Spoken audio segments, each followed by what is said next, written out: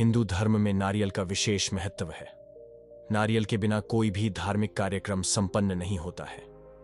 नारियल से जुड़ी एक पौराणिक कथा भी प्रचलित है, जिसके अनुसार नारियल का इस धरती पर अवतरण ऋषि विश्वामित्र द्वारा किया गया था। आज हम आपको नारियल के जन्म से जुड़ी यही कहानी बताने जा रहे हैं। यह कहानी प्राचीन काल के एक राजा सत्यव्रत से जुड़ी है।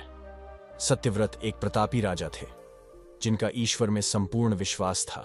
उनके पास सब कुछ था, लेकिन उनके मन की एक इच्छा थी, जिसे वे किसी भी रूप में पूरा करना चाहते थे। दरअसल राजा सत्यव्रत को किसी प्रकार से स्वर्गलोक जाने की इच्छा थी।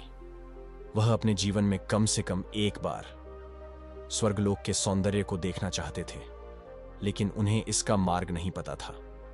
इधर दूसरी तरफ ऋषि विश्वामित्र अपनी तपस्या के लिए घर से बाहर निकले। चलते चलते वह अपनी कुटिया से काफी आगे चले गए थे।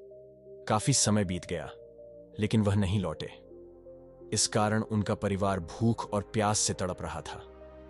राजा सत्यव्रत को जब यह पता चला, तो उन्होंने ऋषि विश्वामित्र के परिवार के पालन पोषण की जिम्मेदारी ले ली।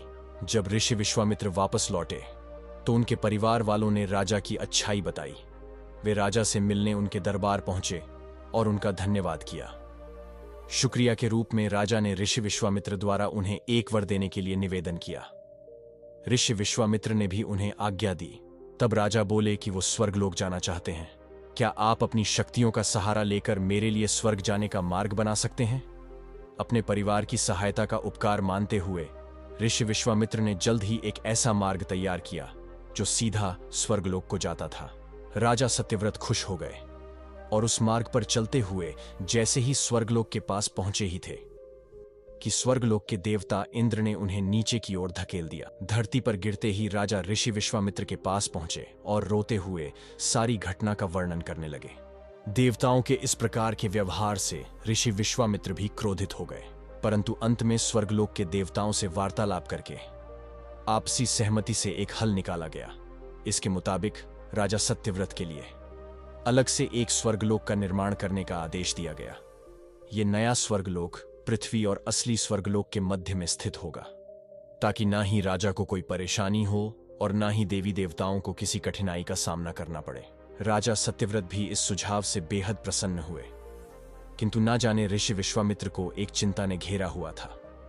उन्हें यह बात सता रही थी कि धरती और स्वर्गलोक के बीच होने के कारण कहीं हवा के जोर से यह नया स्वर्गलोक डगमगा ना जाए।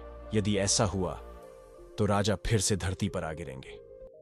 इसका हल निकालते हुए ऋषि विश्वामित्र ने नए स्वर्गलोक के ठीक नीचे एक खंबे का निर्माण किया, जिसने उसे सहारा दिया।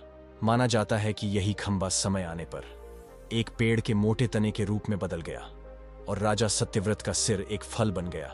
इसी पेड़ के तने को नारियल का पेड़ और राजा के सिर को नारियल कहा जाने लगा।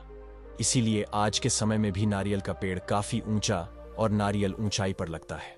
इस कथा के अनुसार सत्यव्रत को समय आने पर एक ऐसे व्यक्ति की उपाधि दी गई जो ना ही इधर का है और ना ही उधर का, यानी कि एक ऐसा इंसान जो धरती और आकाश के बीच में लटका हुआ है।